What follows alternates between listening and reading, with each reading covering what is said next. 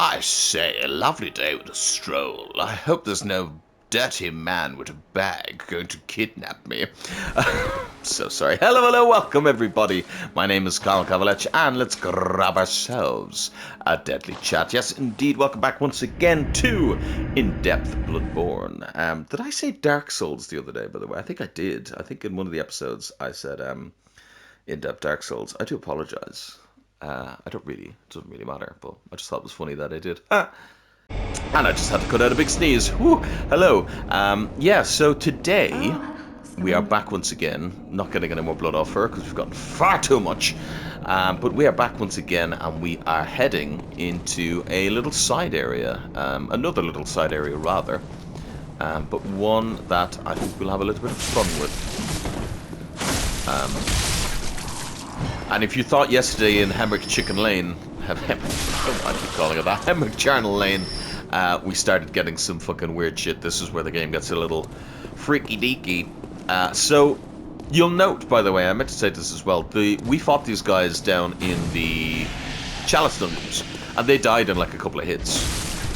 But the ones in the main game have a lot more health and hit really fucking hard.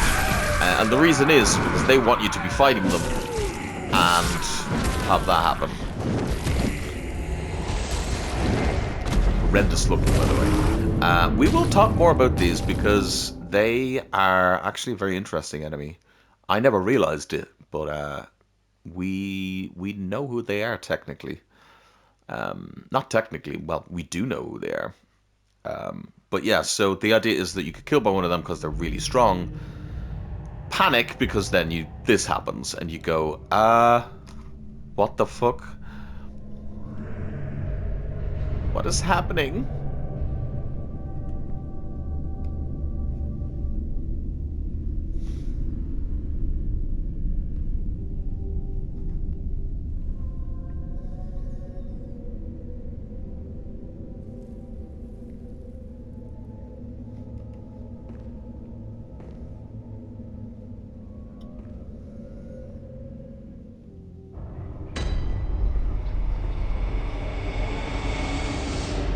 Oh, good heavens. Yeah, welcome to Yarhar Gul. Yes, indeed, welcome to Yarhar Gul, the unseen village. The first time I had this happen to me, when I played the game, I was like, what the fuck? I also find it quite funny that, unlike in Dark Souls 1, where, you get kidnapped and you go to prison, they just leave the store open. It's kind of funny. But the atmosphere here, like, I'm just gonna shut up for a second.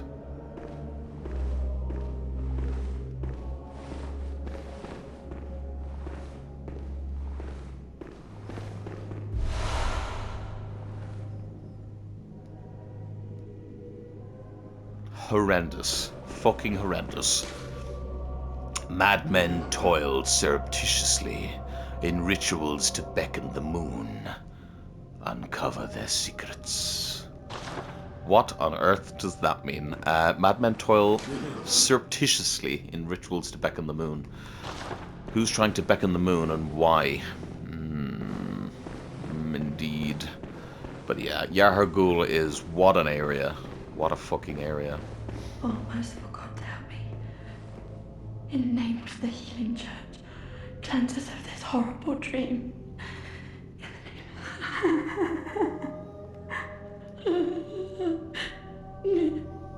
She sounds like she's having a nice time. She sounds like she's having a wonderful time. Things that bother you, they never bother me. I feel perfectly fine. Sitting in the sunlight, laughing in the funlight, having a wonderful time. Woo! Hello, madam. Oh, please leave me be. Don't take me, please. Oh, please, dear God. Oh. She doesn't like us at all, does she?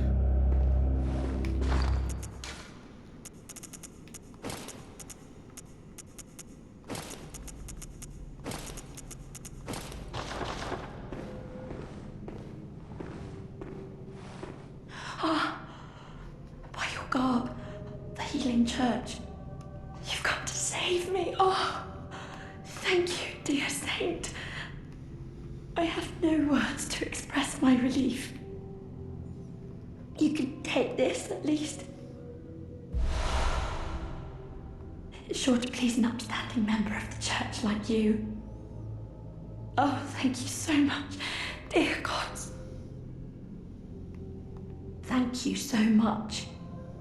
I was seized on the street by the hulking brute in the cathedral ward and locked up here. There were many others, but they've been taken away. And I've heard moans echoing in the distance ever since. It's kinky. So, the hunt is on tonight. Then the streets are perilous, and every door will be shut tight. Perhaps it isn't my place to ask, but do you know somewhere that might take me in? Yeah, totally. Go to Ridden Chapel. Oh, thank you so much. I'll set out as soon as I can. I pray for success on your hunt, kind hunter. I don't know how the fuck you're gonna get out of here, but... I'll set out. I pray kind. So, interesting to note about her. It doesn't have to be Gascoigne set. Just any church set. So it could be the black church set or whatever. But as long as you wear a church garb, she will be okay with that, and she'll talk to you. Won't talk to anybody else. She seems a little bit. I'll set up. She seems a little bit not well afraid, but a little bit wary of anybody else other than church members. We'll learn more about her, obviously, but for now, just note that one, why was she here? I know she said she was kidnapped, but why was she left? And why was she not in a cage? Why was she down here? And two, should she not know that the hunt was on tonight? Why didn't she know the hunt was on? Very unusual. A very interesting character that will have a lot of implications as we go. And not only that, but also a really cool kind of semi-quest line that we can talk about as we go. Here's our first look at one of these fucks. Oh my. So, I mean, what's interesting is that where this guy is placed here, you've obviously just come out of your prison cell here. So you come out of your prison cell, he's directly across from you. Your first thought is, oh, a prisoner with a cage in his head.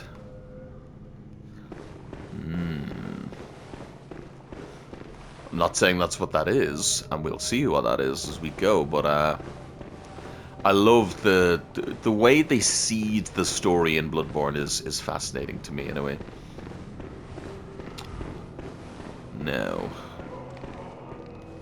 where is it? There's a... Yeah, I knew there was. I knew there was one of you. Oh!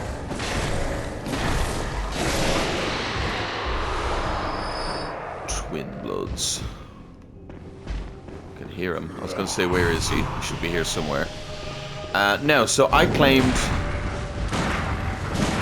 to know something about these guys. Well, not know something, but I claimed that we knew these guys.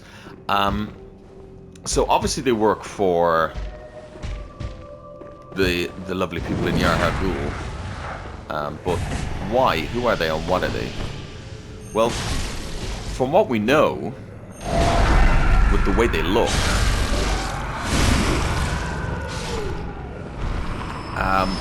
they are most likely Thumerians. Because we know that the Thumerians had that kind of long, gangly kind of look to them. So these guys came from the Chalice Dungeons. As to why they're here helping these guys, well, we don't know yet, but interesting. Ooh, a moon rune. A secret symbol. Note, by the way, all of these are Carlisle runes. This one, Formazuden, is a secret one. So is this one, Communion. These two are just normal Carlisle runes, but these 1, 2, 3, 4 ones are secret ones. So some of them are secret, some of them aren't. But this one is particularly a secret symbol left by Carol Runesmith of Bergenworth, a transcription of Moon, as spoken by the Great Ones inhabiting the Nightmare. Gain more blood echoes. The Great Ones that inhabit the Nightmare are sympathetic in spirit and often answer when called upon. And we know from the thing down below, which is actually below us here, that somebody is trying to beckon the Moon. I love the mystery in this game. I love it. I love it, love it, love it, love it, love it. What in the good fuck are these things? Nightmarish rituals crave a newborn. Find one and silence its harrowing cry. What in the fuck? I told you things were going to start getting fucked. I love that you read that and the music fucking swells. And then, what in the fuck?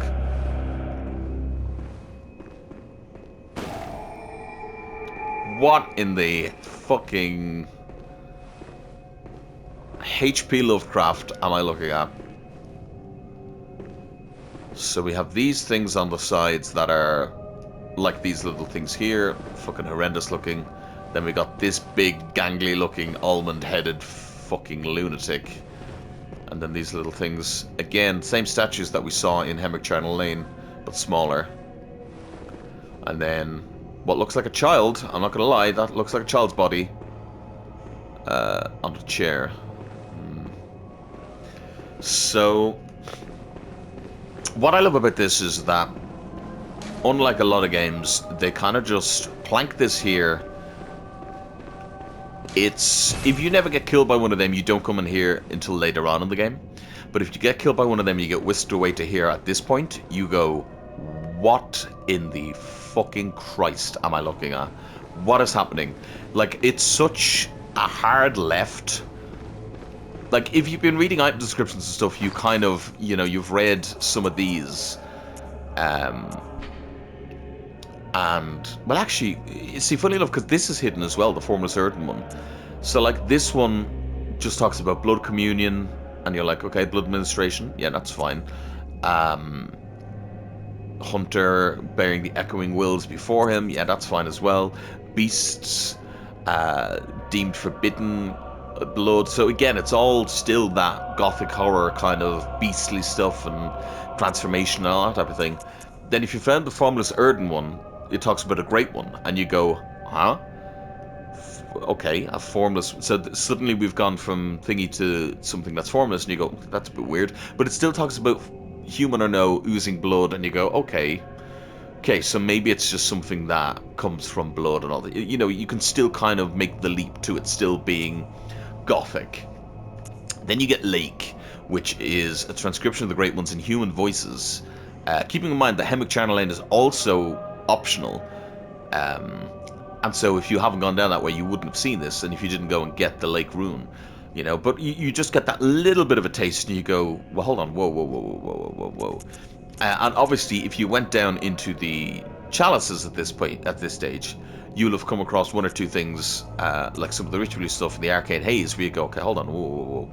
There's something else going on here. Why are we talking about, like, you know, arcane stuff and stuff from things like that? Like, whoa. And the bells themselves, you're talking about things from coming from other worlds and stuff like that, and you're thinking, well, hold on. And obviously, if you manage to jump down and find the real-life workshop, you have this, which is a great relic known as the Cord of the Eye. Every infant Great One has the power to, has this precursor to the umbilical cord. You're thinking, whoa, hold on, what the fuck? So there's little hints, but then if you get kidnapped and come here, like, what a fucking turn. You go, okay, hold on, that ain't a beast, that is something else entirely, and these things don't look like werewolves or anything of the sort. These things look like fucking Cthulhu-headed motherfuckers. But I think it's done so masterfully in this game.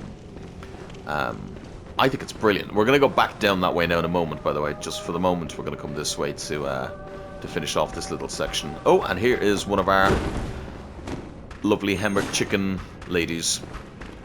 Note that she doesn't have as many kind of barnacles or anything on her. She's dead.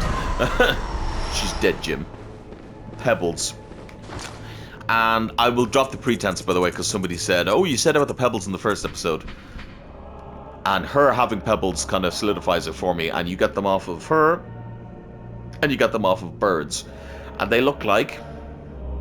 Congratulations to anybody who said it in that episode when I said it in the first episode. The pebbles look like eyeballs. Whether that's intentional or not, I mean, it seems very much intentional. Obviously, there's no... It's not like, oh, they're not solidified eyeballs or anything like that. I don't think. Could be. I don't think that's the point. But The whole thing with them looking like eyeballs, I think it's just a fun little nod. Now we have this. Face the big E. Horrendous fucking pigs. I mean, we've already seen pigs, but they're just fucking horrendous every time I see them. Oh.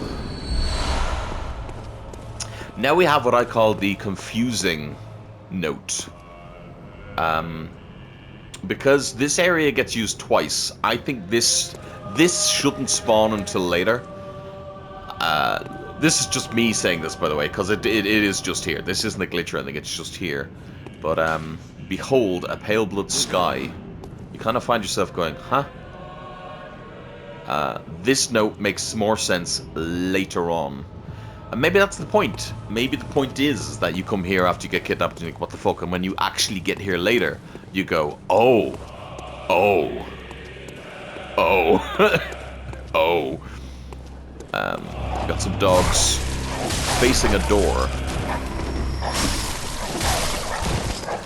And all of these hunters, or, sorry, church hunters, not just normal hunters, by the way, as you can clearly note, these are church hunters, well, look like they're praying towards this door. So the door doesn't open yet. Very interesting. This whole section, I mean, I remember when I first played the game, as I said, and I remember my head just going, wait, what the fuck is happening? And then from here, then this the very brilliant way that the game twists the dial even more and reveals more and more about what's happening.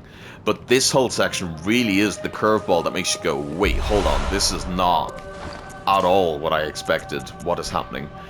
Iron Helmet worn by the Hunters of the Unseen Village. The Hunters of Yarhagul answer to the villagers founders of the School of Mensis. Hunters in name only, these kidnappers wear their black hoods low to shadow their eyes. This helm is made of metal, a rarity for hunter garbs, as it has high defense but only against physical attacks. Very interesting. Thick black pullover worn by the Hunters of the Unseen Village. The Hunters of Yarhagul answer to the villagers founder. Yeah, same thing. Designed primarily to prevent physical attacks, the binding rope serves both protect its wearer and restrain its foes. We actually need to... I actually should have worn this armor, so we're going to want some bolt defense. You'll see why in a little bit. So we're actually going to be wearing Henrik's armor. I should have put this on at the beginning. But I too much wanted the joke at the beginning about having a top hat on and being like, oh, good day, chap, chip, chip, chip. But, yeah, we're going to want Henrik's gear on. But yeah, so that is the armor of the guys that serve the School of Mensis and the kidnappers. Now, obviously, the kidnappers that we see are very elongated and not human proportioned. And I said that I believe that they are Thumerian. And I still believe that, and you'll see why I believe that a little bit later on in the Chalice dungeons. But, yeah, just interesting to note that they are hunters in name alone, one, and two, they serve the School of Mensis. Because we know that there is obviously the Hunter's Workshop. Then we know that there's a separate one, Bolt Paper, by the way, interesting, we'll read that now. There's a separate one, these look fucking radical as well, they're mad looking. There's a separate kind of huntery thing, and that is up above in the choir. And now we know of another place now of the School of Mensis. Now, a lot of people kind of laugh and joke about that, because haha, Mensis, period, LOL, you know, haha, lol. Funnily enough, when I first played the game, I had the same kind of thought, the same joke. This is a shortcut, by the way, in case something happens. Bit of a useless shortcut, but it can be actually very handy later on in the game if you use it properly.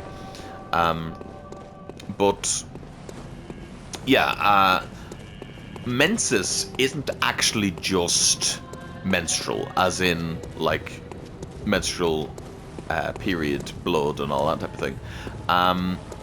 It obviously actually kind of works that way as well, because menstrual blood, and obviously there's a lot of kind of blood references in this game, and we'll see a lot of other references to things like that in the game too. But no, the actual thing is just to do with phases. And can be to do with the phases of like the moon and stuff as well. So it's not actually just to do with period and blood and stuff like that. At the time of the month type of thing. But even that, when you think about it, time of the month, like it's kind of even within that, like, you know. So funny enough, it's one of them things of, oh, I learned something new by learning about menstrual. I know, it sounds fucking crazy to say. Okay. It's funny that I used to struggle with these so much, when really you just want them to do their little power-up thing, and then you can kill them really fucking easily. And actually, I'm coming this way now, but I actually don't want to come this way yet. I want to finish this little section first, and then we'll go down that way. And then we'll blow up. Yeah. But it's going to be very interesting to learn more about that School of Mensis, because what are they? Are they the ones beckoning the moon? Well, yeah, they are. But why are they beckoning the moon, and what's happening there? Well, that's something we're going to have to figure out as we go. I think Bloodborne kind of gets a little bit lost story-wise. Not Bloodborne itself. Bloodborne itself actually tells the story pretty well, but it's kind of one of those things of, that's a shortcut, by the way, for later on. It's one of those things where it's obfuscated, and that's fine, but I feel like most people don't realize the actual story of what's going on. Everybody kind of says, oh yeah, the bad guy is the god at the end, and, you know, Gurnam, fucking Gurman, I keep saying Gurnam, Gurman and fucking Murgo's wet nurse and blah blah blah blah. No. The actual bad guys of the game is the School of Mensis. And it's funny because you kind of just think they're just one of the kind of the players within the game, and you're learning about them and stuff like that. But if you actually think about it and you read about what's going on, that's what's happening. They're the ones who are trying to beckon the moon, and obviously, look, we'll delve into this more as we get more, what's the word, concrete evidence towards it. But that's actually what's happening, and I've actually watched so many lore videos on this game, and it is hilarious to me how many of them just kind of say, oh yeah, it's the game's about this XYZ, and I'm like, well, yeah, it is, but it's about stopping the School of Mensis. You are told to seek a pale blood sky, and then you learn, as we just read inside, and I'll look at them again now. Oh, look at that, fucking gorgeous looking. We'll look at it again now in a moment, but, you know, you read the thing here that says, oh, every great one seeks a nightmarish newborn, you know, find the nightmarish newborn, silence them, and surreptitious people fucking beckoning the moon, put a stop to them. That is actually the goal of the game. And it's funny because it's the one time, well, not the one time, but it's one of the times that FromSoft actually fully spelled out what your goal is. You know, find the nightmarish newborn and silence them and stop the people beckoning the moon. And it's the one time that everybody who plays the game doesn't realize that that's actually the goal. Tonitrus. Great weapon, by the way. A unique truth weapon contrived by Archibald, the infamous eccentric of the Healing Church Workshop. Striking this peculiar iron morning star flail like a match generates the same blue sparks that blanket a dark beast. Ooh, a dark beast. Unfortunately, for reasons untold, the hunters of Archibald's time did not fully take to the device. So, what you think about this weapon is that if you find this weapon now, you're going to go, ah, interesting. You're going to use it, and you'll use it against the boss in this area, and it won't be good. Because actually, this comes from a boss from this area, as we'll see. But it's actually useful for the real boss of this area, which you don't see till far later on in the game. But the Tonitrus is a really good weapon. It's an arcane weapon. Actually, don't even think we can use it, can we? Oh, we can use it. Oh, excellent, so I can show it off. So yeah, so you can see it's got a nice little one-handed moveset. It's got a nice little swing there, and then when you hit L1, you don't need bolt paper. You can immediately... you also have a little... I think it's the back step, is it? Hold on. No, maybe not. Maybe it's the rolling one. Yeah, you gotta poke. So you gotta... It's not really a thrust, but you got a little thrust. It's nice. That might be our second weapon. Could we do a little bit of arcane with this? Now, I say arcane. If you look, it doesn't actually have any arcane scaling, which is very interesting. Because you think it would. But it's a good little weapon, nonetheless. Excuse me. In fact, it doesn't even have any thingy. But yeah, I would have thought it actually. I'm a little bit surprised with that. I genuinely would have thought that it had arcane scaling, but it doesn't. But it's still a fucking cool weapon, nonetheless. We never read the bolt paper, did we?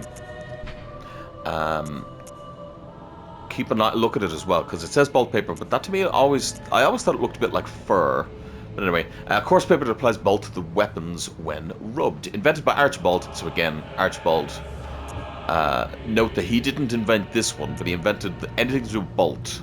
The infamous eccentric of the Healing Church Workshop artificially recreates the blue sparks that just around dark beasts. Unlike the other strange weapons created by Archibald, this one was favoured by many hunters, in particular those who had even once laid eyes on a dark beast. Clearly, dark beasts are a formidable enemy. Formidable indeed. Oh my. But yeah, this whole section is just fucking... You really start... It's a rug pull and a reveal of a lot, but also not. Because it doesn't give... It gives you the threads and then goes, oh well, that's all you can do here, goodbye. And you're like, wait, what the fuck just happened? You know? And that's why I think I love this area so much.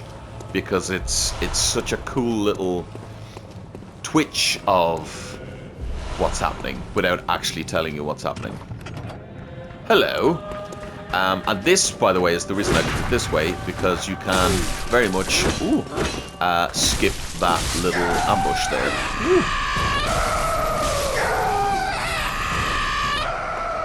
Some more witches of Hemwick Chicken Lane, by the way.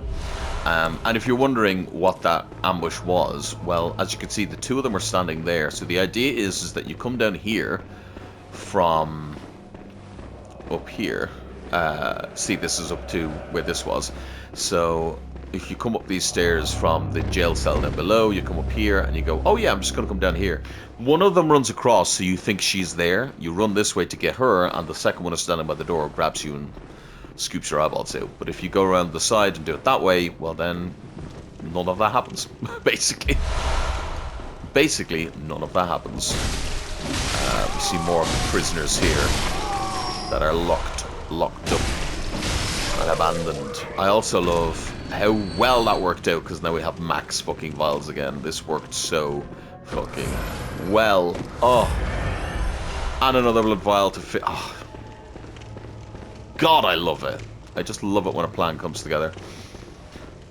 Always check corpses like that, see if you can lock onto them. If you can, it means they're gonna come get you. Come into this room this way, walk a little bit slowly, and you can get up behind one of these and give them the old tut-tut-tutsie. Never mind. Oh shit, hold on. Oh no, this is not good. Hold on. Never mind, fixed it. Woo! This is why I hate fighting two of them at once. One of them... Oh, for fuck's sake. Fuck you. Damn it. One of them I don't mind. Oh, you're alive. Hello. But two of them are always a fucking pain in the ass. For whatever reason. I can never... There we go. I can never really get the proper thing on those guys. I hate doing it. There we go. He was going to try and punch me again. Bastard. A lot of the time what I end up doing is just running by them. I hate them. God, I hate them. Then you come out here to actually an area that we know. Well, we don't know this section, but we know this area. Or we will know this area, rather. You can summon for this fight. You can summon Defector Antol. We're not going to summon Defector Antol, but you can summon Defector Antol. We are, however, going to use some beast blood pellets, and we're also going to use our thing. Whatchamacallit? Our blood of Ariana. Yeah, fuck it, because it will help with our thingamabobber. Oh, I can't use them both because that's a thing. Yeah, fuck. Oh well. Right, boss time.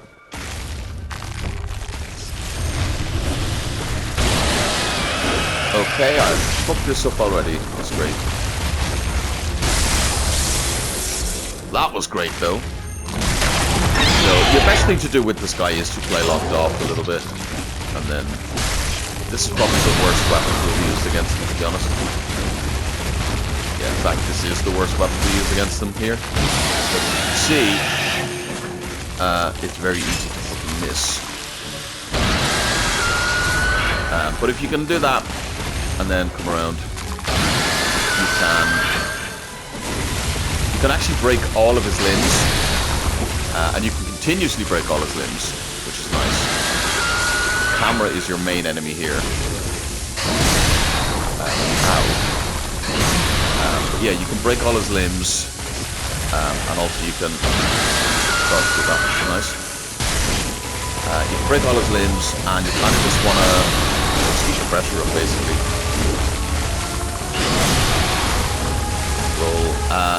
The reason we used Henrik's armor here, by the way, is because obviously he is a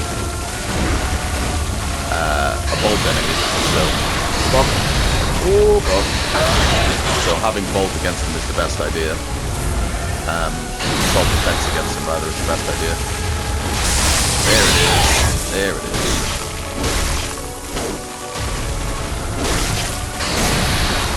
Again, or not. That's fine. Oh god. Heal. Keep missing is the problem. You can see how the two-handed charge attack there. Oh fuck yeah! Get the fuck out of here, Carl. Oh, get out of here. The two-handed charge attack with this absolutely fucking staggers him every time. If you hit him in the head as well, you're gonna destroy him. So.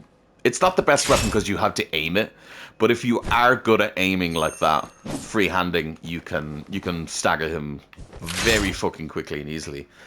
Just keep hitting him in the head, to be honest. It's fucking great. You know? So, a lot of people struggle with the camera in that fight. To be honest, as you can see, kind of same. But it's not too bad. So, just stick Henrik's armor on and... hit him in the head as much as you can with charge attacks, and you're gonna win. Pretty much, you know. And we got the Sparkhunter badge. Badge crafted in secret by Archibald, the infamous, again, lots of Archibald stuff, of the Healing Church for his friends. Archibald was fascinated by the blue sparks that emanated from the hides of the Dark Beast, and dedicated his life to its artificial reproduction in the style of inquiry that incidentally closely followed the methodology of Bergenworth. I personally think that is Archibald. I think he became a Dark Beast himself. I know it's Dark Beast Parl. I know that's a different name, but personally I think that Archibald either or he was killed by Parl. Either one. Friends of Archibald. Actually, yeah, no, so Friends of Archibald. So that's not Archibald himself. I take that back immediately. That's badge of Friends of Archibald. So that was Archibald's friend. You know. But I definitely think there's so many links to Archibald here that thingy. Now, this door is very significant because we know this door. We have been on the other side of this door. And so what does that mean? Well, in my last series, I fucked this up, but if you remember, we decided not to go up and face a certain Mr. Man because we wanted to get some dialogue out of him. Well, if we come through this door from this direction and run all the way back up this way, we can get that dialogue now. Now, it's a little bit fiddly because obviously we're going to have to run all the way fucking up here and not die. Well, it doesn't matter about dying, but try not to die anyway. But yes, we are here again in Old Yharnam. Just run. I personally just think just fucking peg it. There's not really anything to stop you And thematically it works because of what we're going to learn when we get up to the top here. So, you know, I think you're best off just fucking pegging it through that section there. Till you get outside, and then we can climb up the ladder. And we're safe. We're safe. We're good. We're really fucking good. I love all the areas you can see on the ladders and stuff like that. Like, it's such a greatly interconnected game. It's fucking...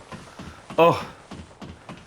I love it, I love it, I love it. I fucking love it. I really fucking love it. Yes, I fucking do. I really fucking love it. How about you? Well, hello there.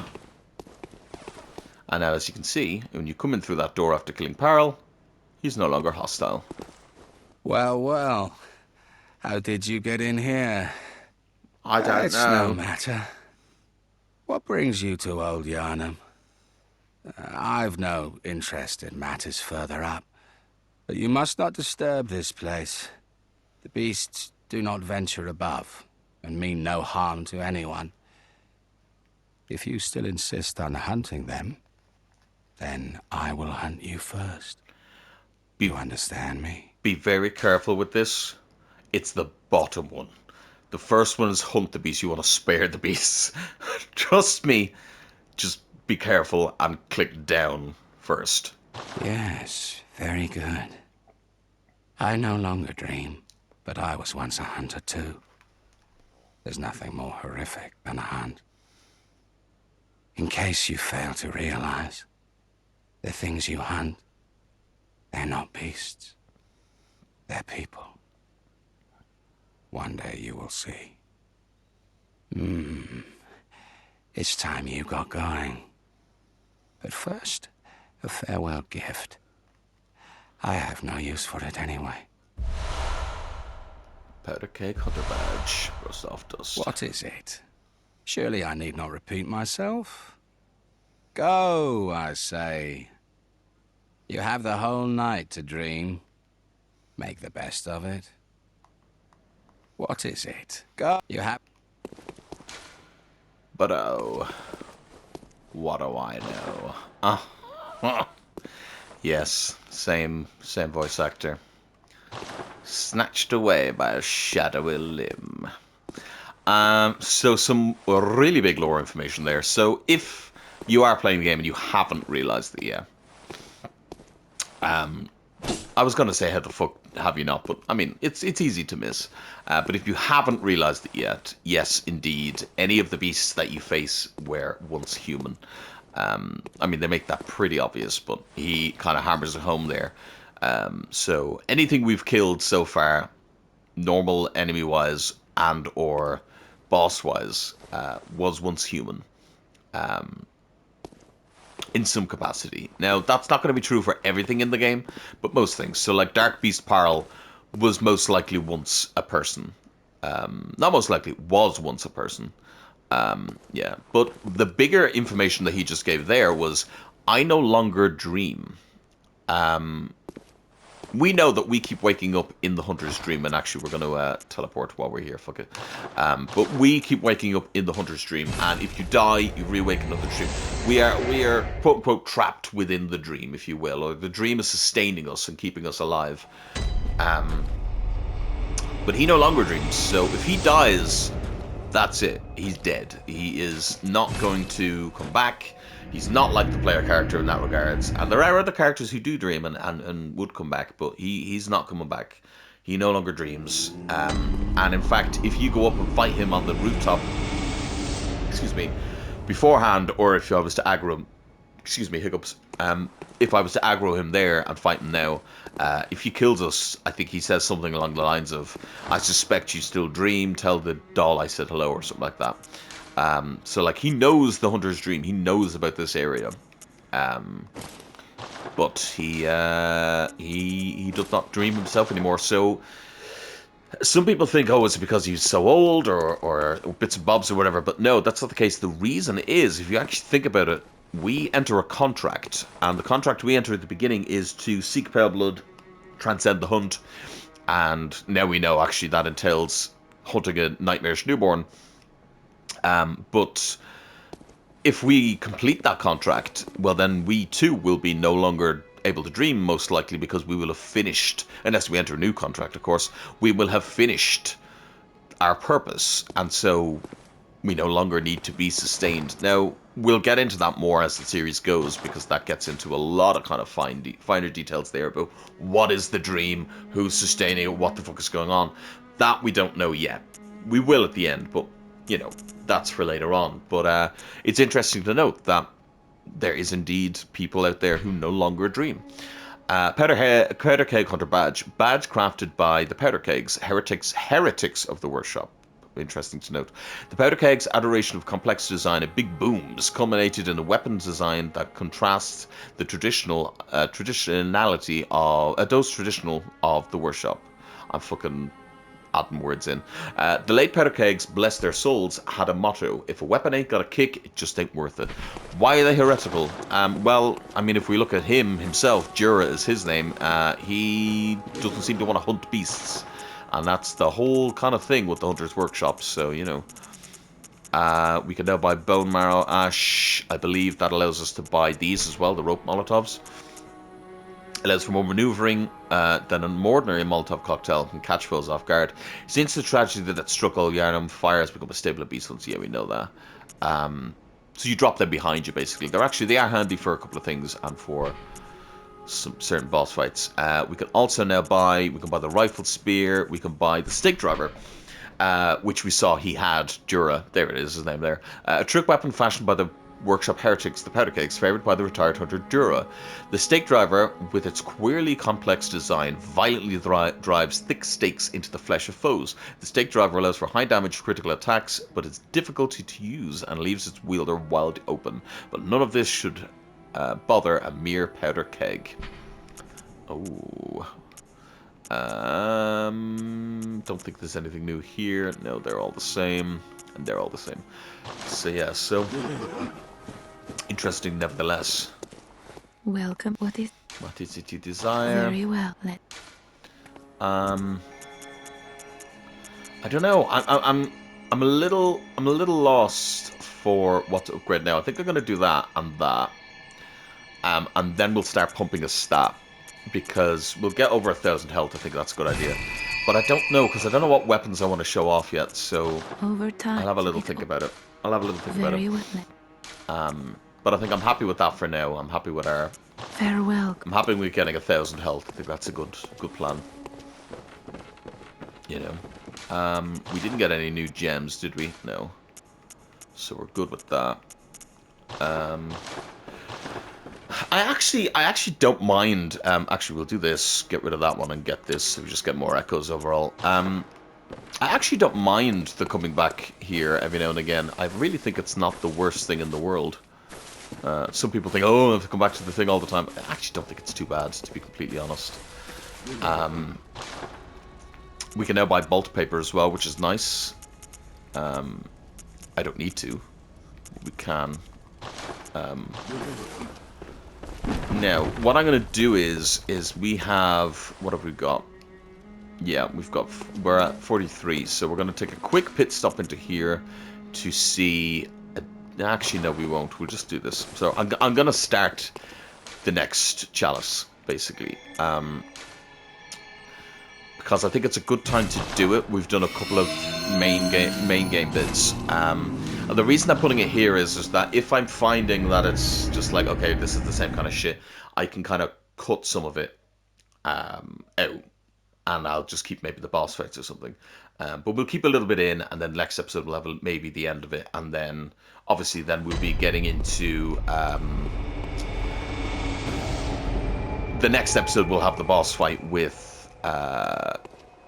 fucking... What's her name, anyway? I can't think of her fucking name right now. But you know who it is, anyway. The main boss that we're... The next main boss we're fighting.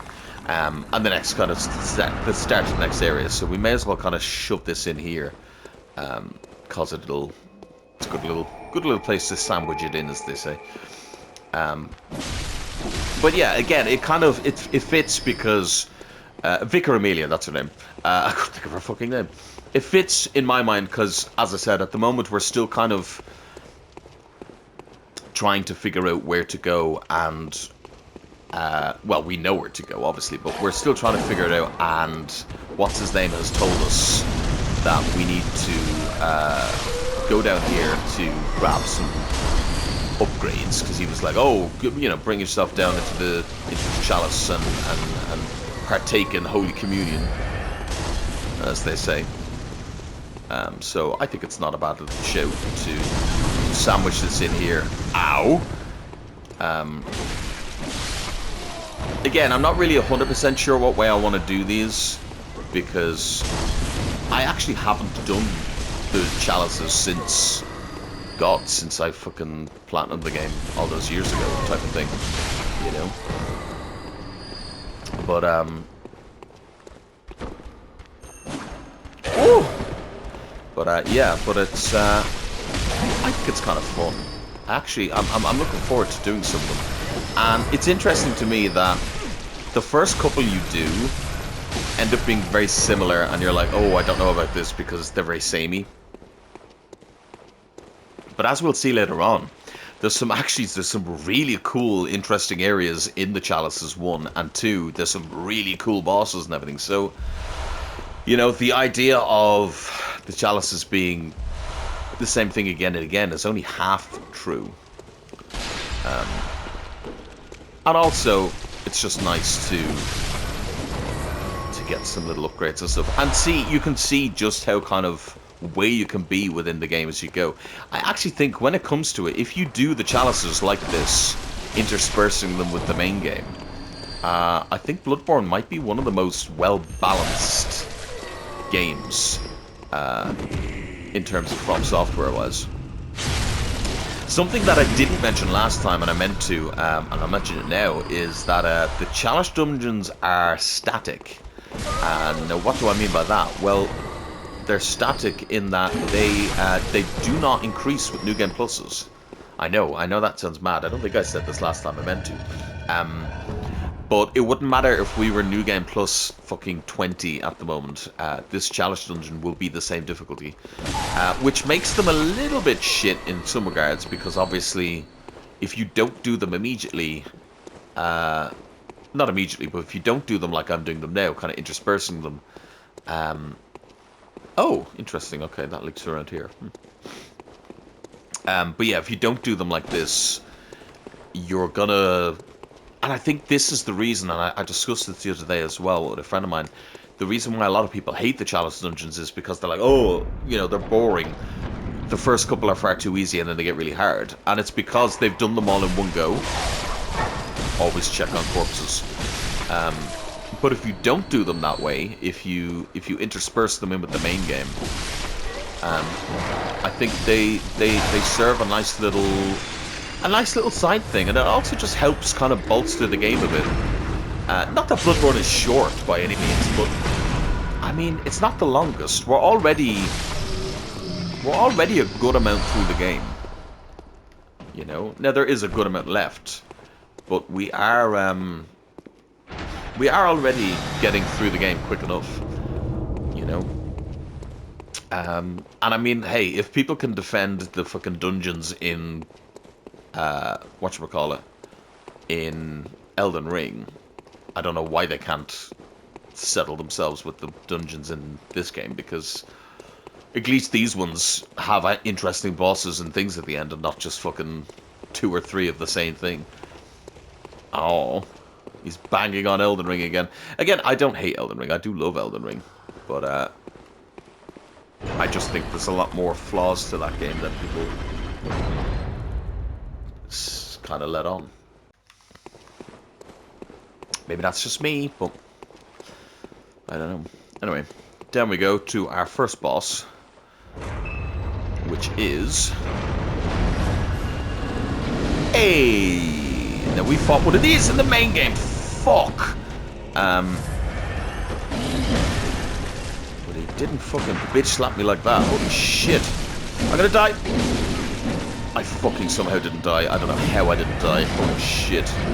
Upgrade your vitality, friends. Okay, I need to fucking wake up here, apparently. What am I doing? There it is. Huh. There it is. Now this is something that I don't like about the Chalice dungeons, is that, oh fuck, a lot of the bosses and stuff like that have, got not inflated health, but oh for fuck's sake. Really now, Cal. Not inflated health, but I do think they have more health than they would if they were in the main game. Which is interesting because obviously we saw some enemies that had the opposite effect, where they had... Yeah, what am I doing? I have a fucking long range fucking thing.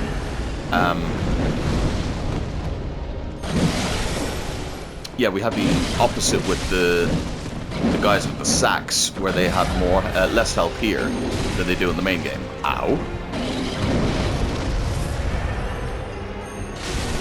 Yeah, this weapon fucks. Don't die now. Don't die now! Just shoot the fucker. Holy shit. Woo! Again, a great source of blood gems if you're needing blood gems. Fucking come here and get your blood gems.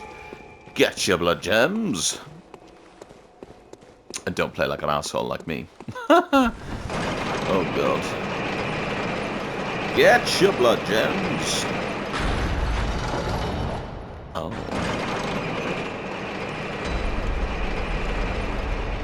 Layer 2. Again, we see more of this symbol down here as well. This, I believe, is a side area. So let's grab the torch first before we can do this, actually. Hold on.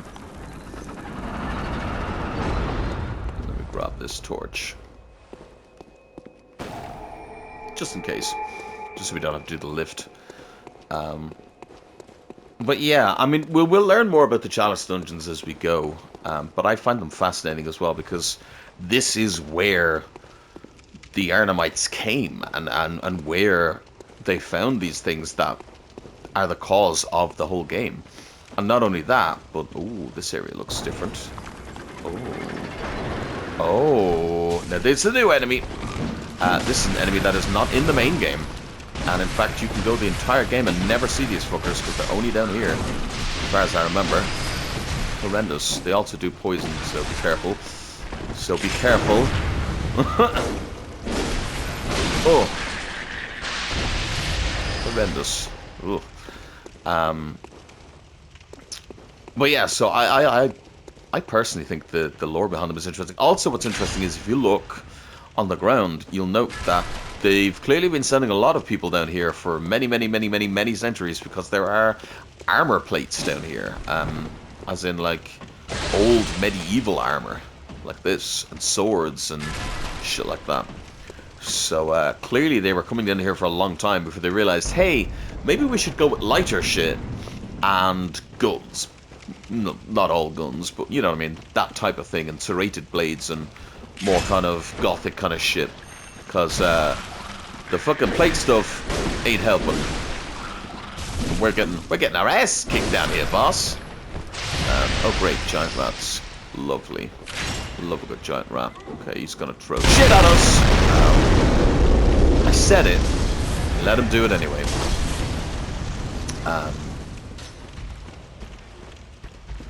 Horrendous. Nothing even down here, is there? No.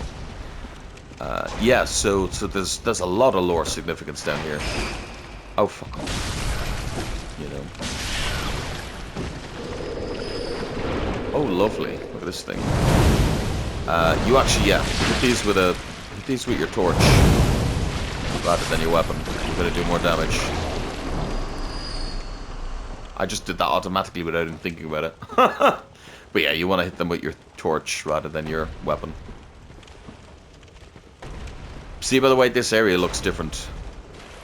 So already we're starting to get different things, which I love. Because it makes you think, oh, what is down here? What can be down here? What is going on? Love this shit. God, it's horrendous. It's actually horrendous down here. In so many... Oh, you're alive. In so many ways. I love it. I hate it, but I love it. Oh! Trading was not a good idea. Blood vials. So we'll probably get to the end of this side area, and then that'll be the end of this episode. So next episode will be the next layer. There's only 3 layers. So the next layer of this dungeon, and then... nice, by the way. Ooh, Ritual Blood level 3. And then the Vicar of Elia fight, and that type of thing. What is that noise? What is that noise? Something is making a horrendous noise, and I don't like it. Ow. I don't like it at all. I don't like it, don't like it. Don't like it when you come and kick my fucking ass. And I hate it when you kick my ass. And I hate it when you poison my ass. And something about my ass. Please leave my ass alone. More Ritual Blood 3, which is nice. Ah! Stop it. Stop it. Please. Sir, you are horrendous. I'm hearing lots of noises, and I don't like them. I don't like the noises I'm hearing. I really don't. But yeah. Yeah. There might be 1 or 2 of these dungeons that I might just do a compilation of, but for the moment, I mean, I think we're still finding interesting stuff in each one. That's up here. I was about to say, I was like, where the fuck? It's up here. I don't think there's anything different with this Ritual Blood. No, it's the same thing, which is handy.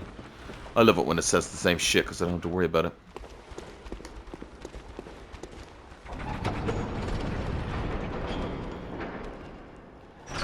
Ta-da!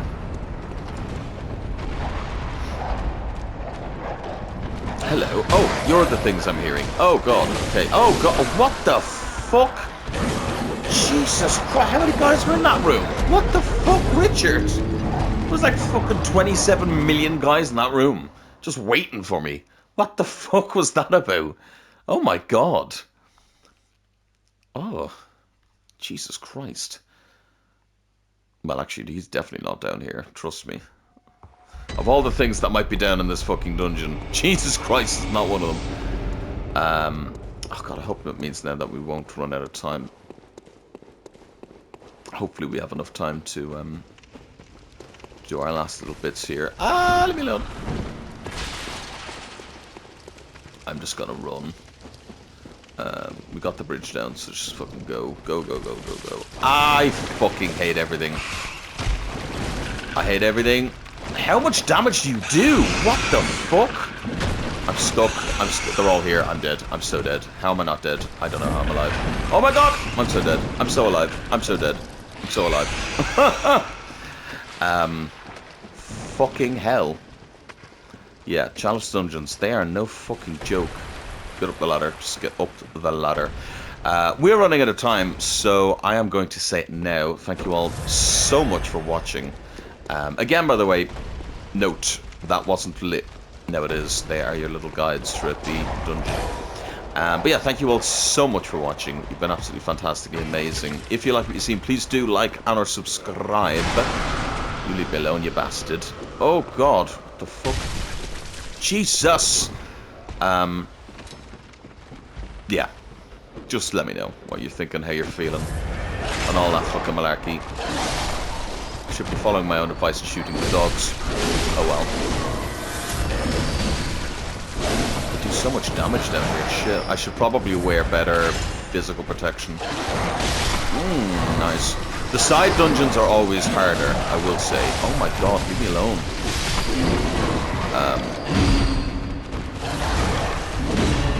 This is horrendous. Shoot the dogs. Just shoot the dogs. Shoot the dogs! Oh God. Anyway, I'm going to run out of time. So thank you all so much for watching. I've been Kavalech. You've been absolutely fantastically amazing. I hope you grabbed yourself a nice deadly chat. Look after yourselves and fucking stay awesome. Let me know what you think in the comment section down below. Oh. I will see you directly back here tomorrow. But for now, thank you so much. And goodbye. Bye.